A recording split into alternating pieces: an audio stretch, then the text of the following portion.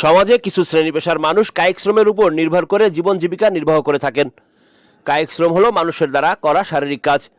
পৃথিবীর সব মানুষই কোনো না কোনো কাজ করে, আর যে কোনো কাজ করতে গেলেই প্রয়োজন হয় শ্রমের।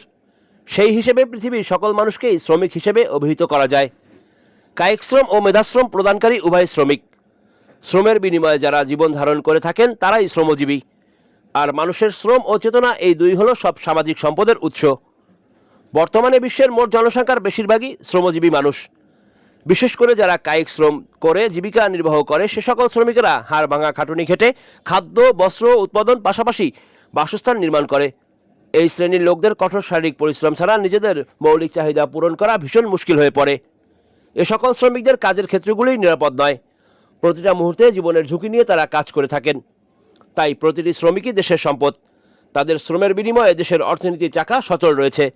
এ কারণে তাদের অবহেলার চোখে দেখার কোনো সুযোগ নেই, বরং ভালোবাসার চোখ দিয়ে দেখুন।